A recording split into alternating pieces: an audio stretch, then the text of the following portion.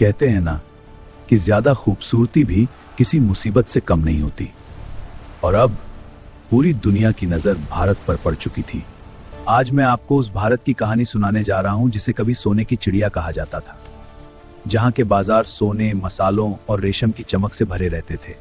ऊपर से खूबसूरत दिखने वाला भारत अंदर से कई छोटे राज्यों में बंट चुका था और राजाओं के बीच चल रहे युद्धों ने उसे कमजोर बना दिया था। और हजारों किलोमीटर दूर बैठा बाबर अब भारत पर नजर गड़ा चुका था।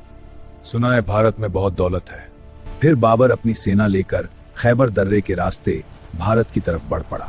उसकी सेना के पास बारूद और बड़ी तोपें थीं। भारत में कदम रखते ही बाबर ने पंजाब पर हमला शुरू कर दिया। भारतीय राजा उसकी नई युद्ध तकनीक देखकर घबरा गए और पंजाब के राजा को हराकर बाबर वहां का शासक बन गया। अब भारत में मुगल कदम पड़ चुके थे। बाबर की युद्ध रणनीति इतनी खतरनाक थी कि कोई भी उसके सामने टिक नहीं पाता था। उसकी तोपें और चालाकी दुश्मनों को पल भर में हरा देती थी। इसी जुनून के साथ अब वो दिल्ली की तरफ बढ़ने लगा। उस समय दिल्ली का शासक था इब्राहिम लोदी। हुजूर, बाबर की सेना दिल्ली की ओर बढ़ रही है। कितनी बड़ी सेना है? वे रात दिन बढ़ रहे हैं हुजूर। लेकिन मुझे अपनी विशाल सेना और हाथियों पर बहुत घमंड है। बाबर सीधा लोदी के दरबार में पहुंचता है और उससे दिल्ली की मांग करता है। मुझे तुम्हारा दिल्ली पसंद आया, अब मुझे इसे हासिल करना है। ये दिल्ली है, कोई मिट्टी का खिलौना नहीं जो मैं तुम्हें दे दूं। कोई बात नहीं, मुझे पता है इसे कैसे हासिल करना है। जब बात से बात नहीं बनती तो आखिरी रास्ता होता है युद्ध, और इस बार भी कुछ ऐसा ही होने वाला था। और फिर लोदी की विशाल सेना और बाबर की चालाक सेना आमने सामने थी। लोदी को अपनी विशाल सेना पे घमंड था, तो बाबर को अपनी चालाक और बहादुर सेना पे विश्वास। जैसे ही युद्ध शुरू हुआ, बाबर की तोपों ने पूरे मैदान को हिला दिया। भारत की सेना ने ऐसी भयानक आवाज पहले कभी नहीं सुनी थी। कुछ ही घंटों में इब्राहिम लोदी की सेना बिखरने लगी थी और आखिरकार पानीपत के मैदान में इब्राहिम लोदी मारा गया।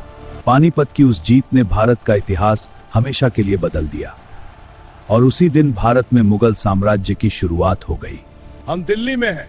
पानीपत की जीत के बाद बाबर ने दिल्ली और आगरा पर कब्जा कर लिया। अब भारत की सबसे बड़ी सल्तनत उसके हाथों में आ चुकी थी। लेकिन बाबर की जीत से राजपूत राजा राणा सांगा गुस्से में आ चुके थे। उन्होंने बाबर को भारत से निकालने की कसम खा ली थी।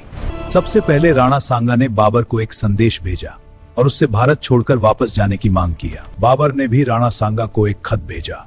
उसने लिखा, वापस जाने से पहले अब तुम्हें मुझसे युद्ध करना होगा। फिर खानवा के मैदान में बाबर और राणा सांगा की सेनाएं आमने सामने आ गईं। यह युद्ध तय करने वाला था कि भारत पर राज कौन करेगा।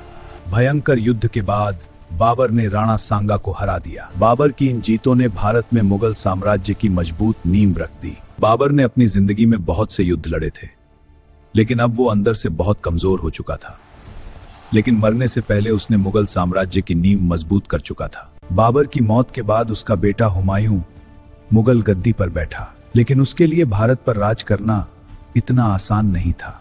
कुछ सालों बाद शेर शाह सूरी ने हुमायूं के राज्य पर हमला कर दिया और मुगलों को हिंदुस्तान छोड़कर भागना पड़ा। लेकिन मुगलों की कहानी यहीं खत्म नहीं हुई।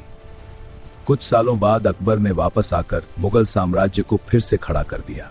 धीरे धीरे मुगल पूरे भारत के सबसे शक्तिशाली शासक बन गए।